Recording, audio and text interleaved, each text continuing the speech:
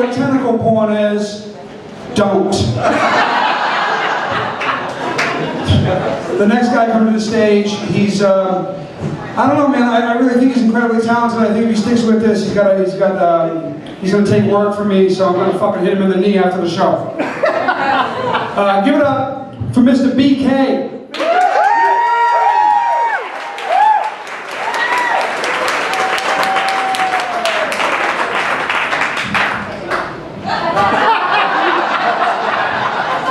Stay classy, Eric. Yeah.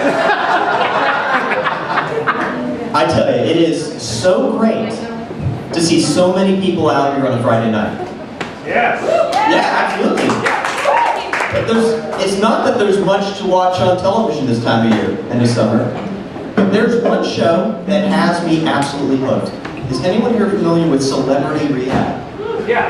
Hey, Lindsay Lohan, thanks for coming. There's one show that has me hooked, that's Celebrity Rehab. It's ridiculous that I'm addicted to a show about addiction. But I do find watching celebrities struggle with sobriety somehow immensely entertaining. Now, it would be a stretch to call the D-listers they have on the show actual celebrities. So I was shocked, absolutely shocked, when they did a very special episode with the Muppets. The Muppets.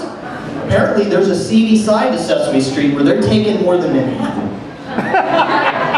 Now, let me give you the lowdown. Kermit's been doing LSD, or what he calls his rainbow connection.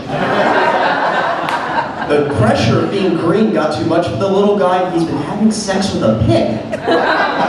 Things are really breaking bad for Cookie Monster. I thought it was all those cookies that ruined his teeth and made his eyes all googly. The Swedish chef has been cooking up meth stroganoff. And the saddest story of all, breaks my heart, is Elmo.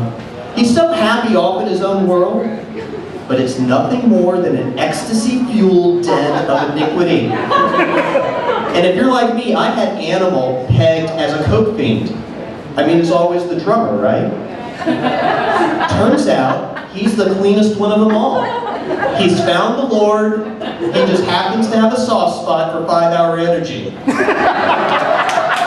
Now, master of the obvious, I am short. For those of you in the back, I'm down here. And being short, when my parents took me to Disney World, it always confused the hell out of me. I would ask my dad, "Dad, if it's such a small world after all, then why is Mickey Mouse 6 feet tall?"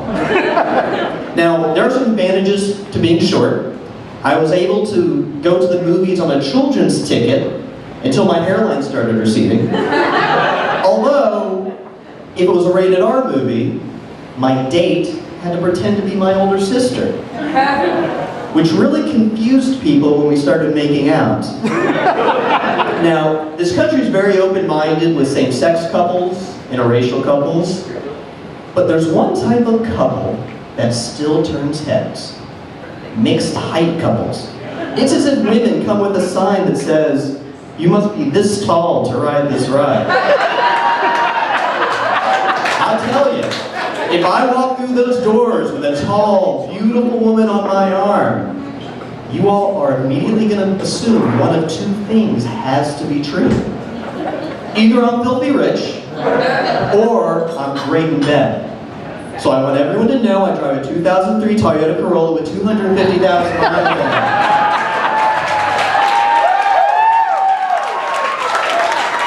Now you can appreciate that being my height, it's tough to talk to women. It's intimidating. Which is why in college, I decided to date a mime. No, it didn't work out too well because I could not get her hand to shut the hell up. And the sex wasn't even all that great. She was just going through the motions. It was like she put a wall between us. No, but I'm older and wiser now, and I've learned if you want to conquer your fears, you have to confront them. So I took one of those classes where I had a fear of flying. And I took one of those classes, you know, where they take you up in the plane and they show you firsthand that there's nothing to be afraid of. And they were so right. They were so right. And I sincerely believe that you can apply this approach to conquer any fear. And I'm going to prove it to you all tonight. If there's anyone in this audience who suffers from homophobia, this gentleman right here will take you in the back alley and fuck you in the ass for 20 bucks. He is accepting Groupons.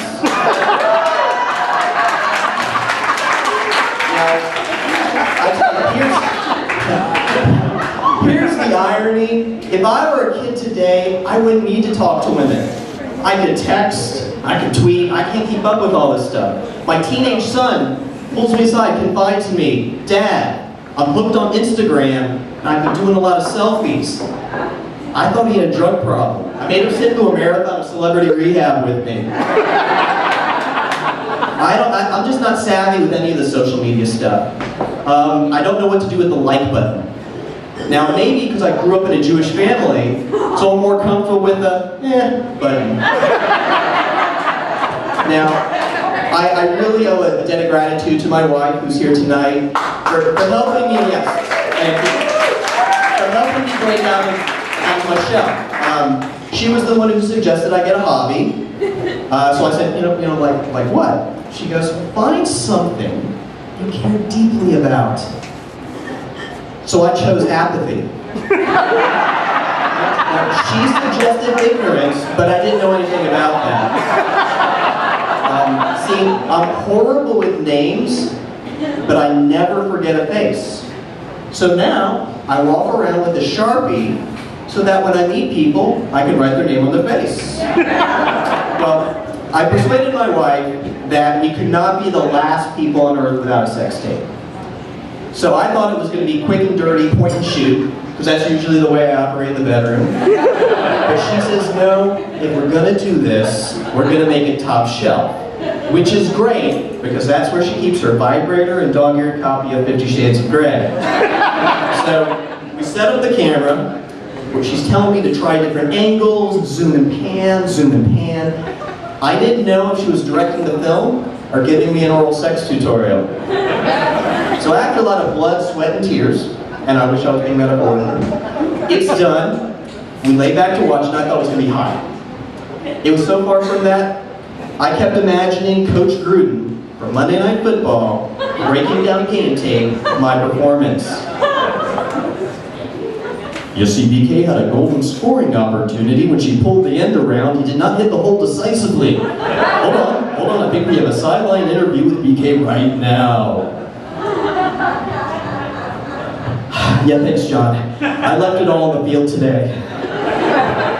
I tell you, I was just trying not to beat myself and blow the lead early. But I tell you, I kept my head in the game, I milked the clock, took advantage of some forced turnovers. When it was over, I took a knee and claimed victory. Thank you.